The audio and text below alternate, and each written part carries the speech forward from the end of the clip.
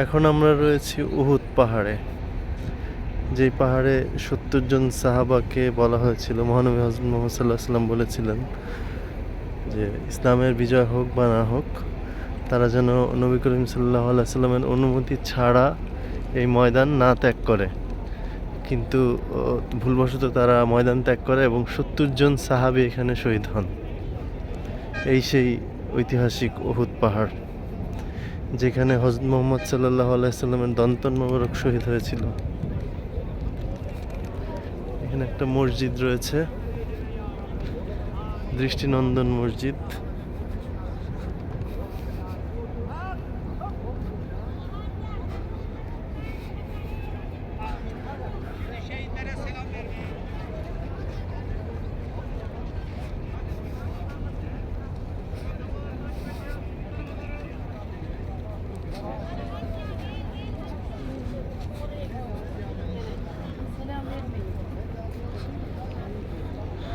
প্রচুর দর্শনার্থী আসেন এখানে। এটা মূলত সকল দর্শনার্থী হজ উমরা পরবর্তী সময়ে এখানে আসেন, বা উমরাতে যাওয়ার আগে এই মদিনাতে যখন আসেন, মদিনায় তখন এই উহুদ পাহাড় ভ্রমণ করে থাকেন, পরিদর্শন করে থাকেন।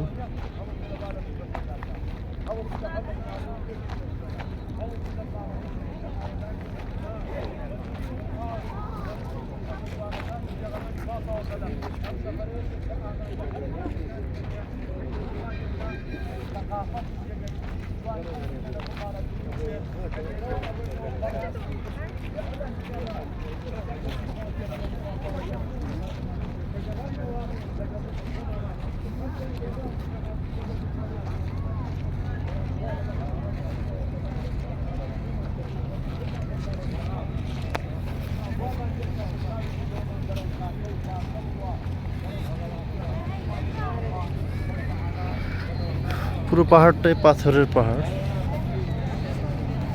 ছোট বড় অনেক ধরনের পাথর।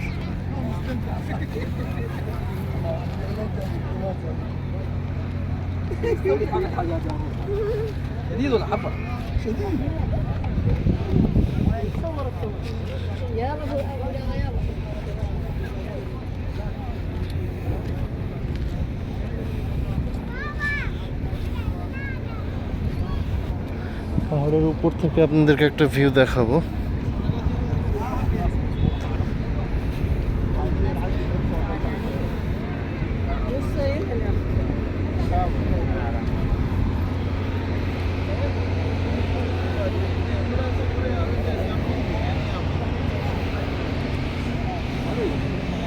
পাহাড়ের সর্বোচ্চ চূড়ায় রয়েছে এখন। এখানে দোকান বসে গেছে, বুঝছেন।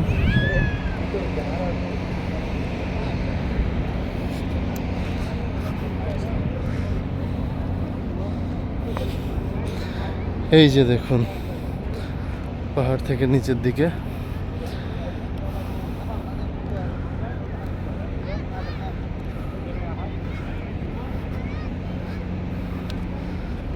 সাহাবীদের কবর দেখতে পাচ্ছেন।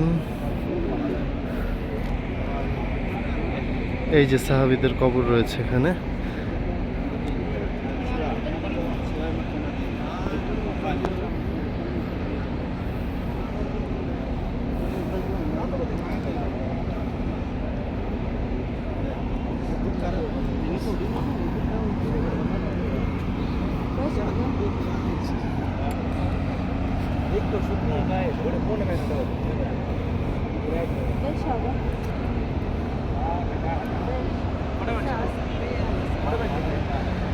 পাহাড়ের পাশে এখন সম্পূর্ণই আধুনিকতার ছোঁয়া।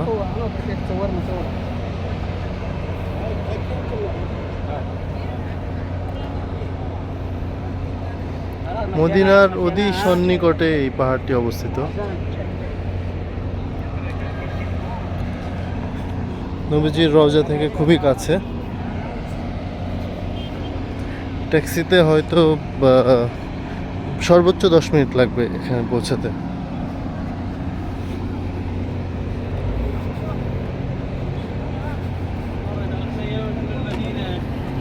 ناخذ المسافه لبيتكم نوزعهم বিভিন্ন রকমের তসবির দোকান, আতর, তসবির। আমরা এখন সরাসরি চলে যাই সাহাবীদের কবরের ওখানে।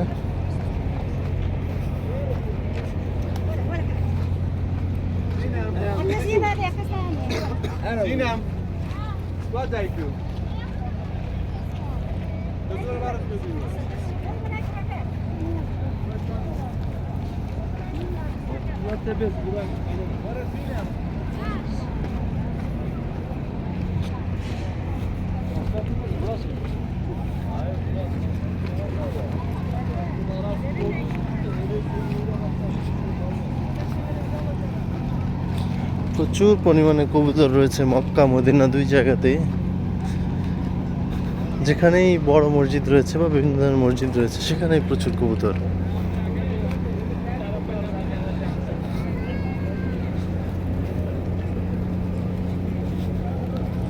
দেখতেই পাচ্ছেন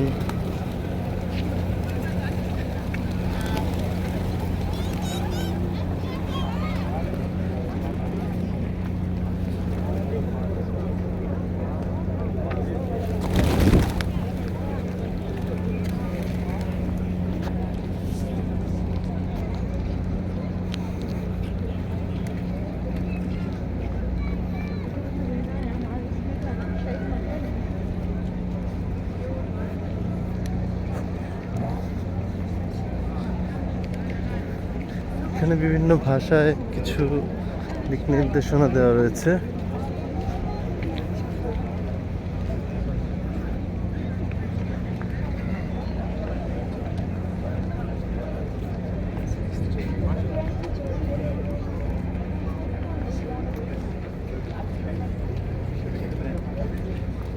এই যে এটাই হচ্ছে সাহাবীদের কবরস্থান। এখানে সেই 70 জন সাহাবীর মধ্যে 62 জনকে এখানে সমাহিত করা হয়েছে।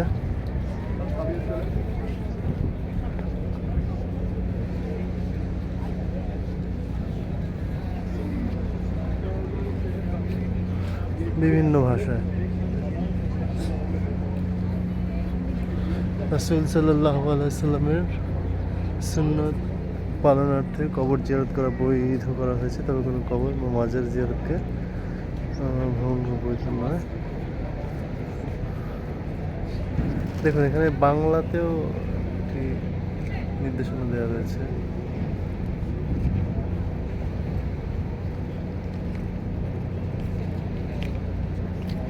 এই পাহাড় থেকে উহুদ এবং রুমা পাহাড় দুইটা থেকেই কোনো পাথর এবং মাটি নেওয়া বৈধ নয়।